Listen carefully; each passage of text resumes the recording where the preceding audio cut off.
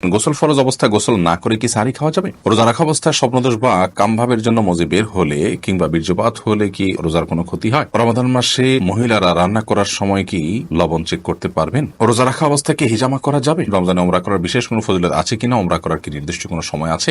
ঘুম থেকে উঠতে না পারার কারণে সাহারি খেতে না পারলে কি রোজা হবে? মহিলাদেরও কি মিসওয়াক করতে হবে? মহিলাগণও কি মিসওয়াক করলে হাদিস বর্ণিত সওয়াব পাবেন? রোজার নিয়ত কখন থেকে করতে হবে? আজানের কতক্ষণ আগে সাহারি খেয়ে শেষ করা উচিত? রোজা রাখা অবস্থায় পিরিয়ড হয়ে গেলে করণীয় কি? সাহারির মূল ও উত্তম সময় কখন? প্রিয় দর্শক, আর বিলম্ব না করে চলুন আপনাদের প্রশ্ন উত্তর দেওয়ার পালায় প্রবেশ করি। বেলাল হোসেন আপনি লিখেছেন, জীবনের অনেক রোজা কাজা রয়ে গেছে, এখন কি আমি আগে পেছনের রোজাগুলো কাজা আদায় করব নাকি এই রমজানের রোজাগুলো আগে রাখবো? দেখুন, জীবনের যদি অনেক রোজা আপনার কাজা হয়ে থাকে ইতিপূর্বে, তাহলে সেক্ষেত্রে সে রোজাগুলো এই রমজানের আগে আগে আপনার রেখে ফেলা উচিত ছিল, কর্তব্য ছিল। এখন তো রমজান চলেই এসেছে, অতএব এই রমজানের রোজাগুলো আপনাকে রাখতে হবে। এই রমজান শেষ হওয়ার সঙ্গে সঙ্গেই আপনি বিলম্ব না করে বিগত বছরের বিগত জীবনের যে রোজাগুলো আপনার কাজা হয়েছে সেগুলো রেখে ফেলার চেষ্টা আপনাকে অব্যাহত রাখতে হবে। এরপরে যে প্রশ্নটি দেখতে পাচ্ছি, জান্নাতুল ফেরদাউস আপনি লিখেছেন, রোজার নিয়ত কখন থেকে করতে হবে? ফরজ রোজার নিয়ত এটি রাতের গভীরে, অর্থাৎ রাতেই করতে হবে, রাতের মধ্যভাগে কিংবা শুরুতে, শেষে, যেভাবেই হোক সাদিকের আগে আগে রাতের মধ্যেই করতে হবে জমহুর আমাদের মতে, অর্থাৎ মালিকি, শাফি এবং হাম্বলি ফোকাহে একরামের মতে। তবে ফোকাহে আহনাফ এর মতে দিনের বেলায় দ্বিপ্রহরের আগে আগে নিয়ত করলেও কিন্তু রমজানের ফরজ রোজা আদায় হয়ে যাবে। অন্যান্য যে নফল রোজাগুলো আছে সেগুলো দিনের বেলা দুপুরের আগে আগে পর্যন্ত নিয়ত করলেই হয়ে যাবে সবার সর্বসম্মতি ক্রমে। তাহলে খোলাসা কথা হলো, রমজানের ফরজ রোজার নিয়ত রাতেই করতে হবে অনেক ফোকাহে একরামের মতে। তবে হানাফি ফোকাহে একরামের মতে ইমাম আবু হানিফা রাহিমাহুল্লাহর মাযহাব অনুপাতে তার থট অনুযায়ী দিনের দুপুরের আগ পর্যন্ত যদি এই সময়ের মধ্যেও নিয়ত করে ফেলে কেউ, তাতেও তার রমজানের ফরজ রোজা আদায় হয়ে যাবে। তবে শর্ত হলো এর মধ্যে পান বা আহার বা রোজা ভঙ্গকারী কোনো কিছু না করে থাকতে হবে। মিজান হাসান আপনি লিখেছেন, রমজানে ওমরা করার বিশেষ কোনো ফজিলত আছে কিনা? ওমরা করার কি নির্দিষ্ট কোনো সময় আছে?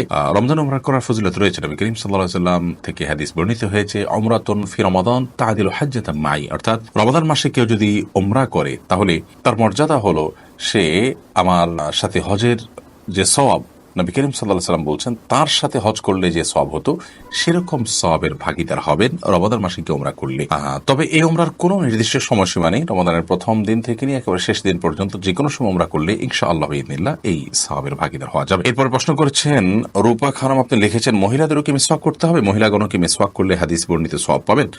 এর উত্তর হলো, মহিলাগণ মিসওয়াক করতে পারবেন, বরং করা উচিত। নবী করিম সাল্লাল্লাহু আলাইহি ওয়াসাল্লামের যে সমস্ত নির্দেশনা পুরুষদের জন্য বিশেষভাবে নয়, পুরুষদেরকে নির্দিষ্ট করে তিনি বলেননি, সেটা নারী পুরুষ সকলের জন্য প্রযোজ্য। মিসওয়াকের ক্ষেত্রে নবী আলাইহিস সালামের যে হাদিসগুলো সেগুলোকে আমরা ঘাটলে দেখি, সেই হাদিসগুলোতে তিনি নারী বা পুরুষকে আলাদা করে মেনশন করে বলেননি যেটা অমুকদের জন্য প্রযোজ্য, বরং তিনি সাধারণভাবে বলেছেন বিধায় নারী পুরুষ সকলের জন্য প্রযোজ্য।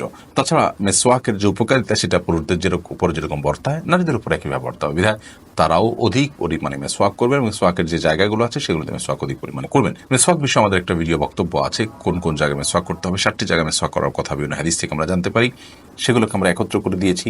সেই জায়গাগুলোতে একজন পুরুষ যেমন মিসওয়াক করার চেষ্টা করবেন, একজন নারীও তার মতো করে মিসওয়াক করার চেষ্টা করবেন। রমাদান মাসে সিয়াম রেখে দিনের বেলা মিসওয়াক করা যায়। নবী করিম সাল্লাল্লাহু আলাইহি ওয়াসাল্লাম এত বেশি সংখ্যক মিসওয়াক করেছেন রমজান মাসে রোজা রেখে যে আয়েশা রাদিয়াল্লাহু তাআলা বলেছেন গুণে শেষ করা কঠিন হবে। ভাই মামুনুর রশিদ আপনি লিখেছেন, ঘুম থেকে উঠতে না পারার কারণে সাহারি খেতে না পারলে কি রোজা হবে? সাহারি খাওয়া কি আবশ্যক? যদি রমাদান মাসে কেউ ভোর রাতে সাহারি খেতে ওঠার সুযোগ না পান, এর মধ্যে ফজরের ওয়াক্ত হয়ে গেছে, অর্থাৎ সাহারি খাওয়ার কোনো সুযোগই তিনি পেলেন না, তাহলে সেই ক্ষেত্রে তার রোজা হবে কিনা? উত্তর হলো তার রোজা হয়ে যাবে, তার সিয়াম হয়ে যাবে। এবং তিনি যদি কোনো কিছু না খেয়ে থাকেন, না পান করে থাকেন, অর্থাৎ সবে সাদিক থেকে নিয়ে, তাহলে সেক্ষেত্রে আলহামদুলিল্লাহ তার রোজা বিশুদ্ধ হয়ে যাবে। সাহারি খাওয়া এটি রমজান মাসে বা রমজানের বাইরে যে কোনো রোজার জন্য ফরজ বা আবশ্যিক কোনো বিষয় নয়। সাহারি খাওয়া এটি সুন্নাহ। সাহারি খাবারের মধ্যে বরকত রয়েছে, কিন্তু কোনো কারণে কেউ সাহারি খেতে পারলেন না, তারপরও তার রোজা হয়ে যাবে, তার সিয়াম হয়ে যাবে ইনশাআল্লাহ তাআলা। এর পরের প্রশ্ন হলো, রমাদান মাসে মহিলারা রান্না করার সময় কি লবণ চেক করতে পারবেন?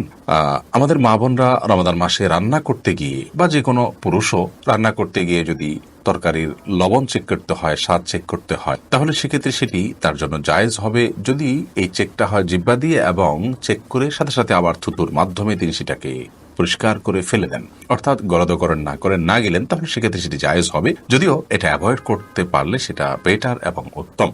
যদি কারোর সন্দেহ হয় যে রান্নাটা ঠিক মতো হলো কি হলো না, মানুষ খেতে পারবে কি পারবে না, লবণ হলো কি হলো না, কম বা বেশি হলো কিনা, তাহলে সেক্ষেত্রে তিনি পরখ করতে পারবেন। তবে জিহ্বার আগায় নিয়ে সেটাকে আবার খুব ভালোভাবে থুতুর সাথে ফেলে দেওয়ার চেষ্টা তাকে করতে হবে, তিনি ফেলে দিতে হবে। এর মাধ্যমে ইনশাআল্লাহ তাআলা তার এই চেক করাটা জায়েজ হবে। তবে যাদের মোটামুটি অনুমান হয়ে গেছে, আন্দাজ হয়ে গেছে, খুব একটা প্রয়োজন হয় না, তারা এটা অ্যাভয়েড করতে পারলে অবশ্যই বেটার এবং ভালো। এরপর ইমাম হোসেন আপনি লিখেছেন, রোজা রাখা অবস্থায় কি হিজামা করা যাবে? রোজা রাখা অবস্থায় হিজামা করা যাবে কিনা, হিজামা করলে রোজা ভঙ্গ হবে কিনা, এই বিষয়ে কাপিং থেরাপি বা হিজামা যেটাকে আমরা বলছি, এইটিকে এ বিষয়ে ফোকাহে কেরামের মধ্যে দুটি মত রয়েছে।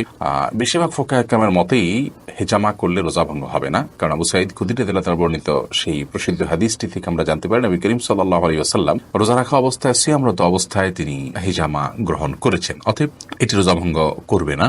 এটি হলো জমহুর উলামায়ে কেরামের মত। যদিও ফোকাহে হানাবেলা বা আহমদ ইবনে হাম্বল রাহিমাহুল্লাহর যে থট, সেই থটের অনুসারে উলামায়ে কেরামের কেউ যেমন ইবনে তাইমিয়া রাহিমাহুল্লাহ, ইবনে বাজ রাহিমাহুল্লাহ, ইবনে উসাইমিন রাহিমাহুল্লাহ সহ অনেকের মতেই যদি রোজা রাখা অবস্থায় কেউ হেজামা করেন তাহলে তার রোজা ভঙ্গ হয়ে যাবে। এবং এক্ষেত্রে তারা সেই হাদিস দিয়ে দলিল দিয়ে থাকেন যে হাদিসের নবী আলাইহিস সালাম বলেছেন, আফতার আল হাজিমু ওয়াল মাহজুম। সেই হাদিসের অনেক ব্যাখ্যা, অনেক বিশ্লেষণ, অনেক আপনার জবাব প্রথমত উলামায়ে কেরাম দিয়ে থাকেন। যাই হোক, তো খোলাসা কথা হলো যে জমহুর বা সংখ্যাগরিষ্ঠ আমাদের মতে হিজামা করলে রোজা ভঙ্গ হবে না।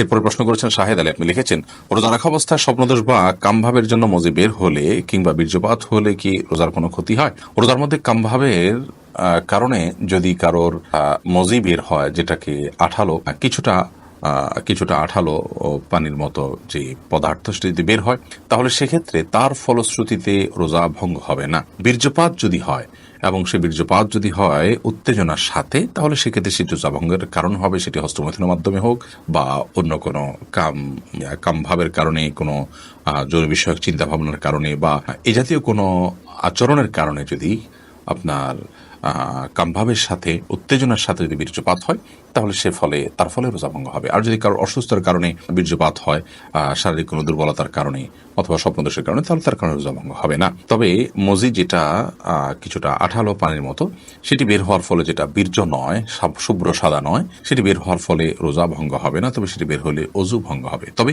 রোজা রেখে আপনার মজি বের হতে পারে এরকম কোনো চিন্তা ভাবনা, কল্পনা বা আচরণ থেকে বিরত থাকা উচিত। সিয়ামের যে মৌলিক লক্ষ্য আছে সেই লক্ষ্য সাধনের স্বার্থে এবং প্রয়োজনে। সাকিব হাসান আপনি লিখেছেন, গোসল ফরজ অবস্থায় গোসল না করে কি সাহরি খাওয়া যাবে? যদি কারোর গোসল ফরজ হয়, তাহলে গোসল ফরজ অবস্থায় যদি আপনি সাহরি খেয়ে নেন এই কারণে যে এখন গোসল করতে গেলে সাহরি খাওয়ার সময় আর থাকবে না, অথবা যে কারণেই হোক না কেন যে আমি পরে গোসল করব, তাহলে তার ফলেও সিয়াম হয়ে যাবে, কোনো অসুবিধা নেই। তবে অবশ্যই ফজরের সালাত আদায়ের প্রয়োজনে ফজরের সালাতের আগে আপনাকে ফরজ গোসল করতে হবে। কিন্তু গোসল ফরজ হওয়া অবস্থায়, অর্থাৎ শরীর অপবিত্র অবস্থায় যদি কেউ খাদ্য গ্রহণ করেন এবং সাহরি খেয়ে ফেলেন বা রোজার নিয়ত করেন, তাতেও রোজা হয়ে যাবে, সাহরি হয়ে যাবে, কোনো অসুবিধা নেই।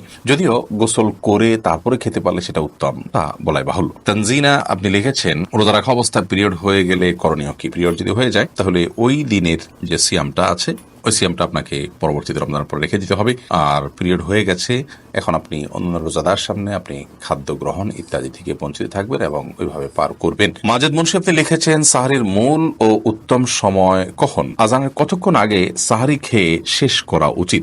দেখুন, সাহরির মূল এবং উত্তম সময় হলো রাতের শেষ প্রহর, রাতের 3 ভাগের শেষ ভাগ বলতে পারেন, এবং বিশেষ করে আজানের অন্তত 10-15 মিনিট আগে সাহরি খেয়ে শেষ করবেন। এটি হলো সবচেয়ে উত্তম সময় সাহরির জন্য। যদি আপনি তার একটু আগে খেয়ে ফেলেন, তাতেও সাহরির যে সওয়াব সেটি আদায় হয়ে যাবে। সাহরির ক্ষেত্রে বেশ অনেকগুলো জিজ্ঞাসা আছে, একটা ভিডিও ক্লিপ আছে আমাদের, সেখানে আমরা সাহরি সম্পর্কিত কমন 10টি প্রশ্নের উত্তর দেওয়ার চেষ্টা করেছি।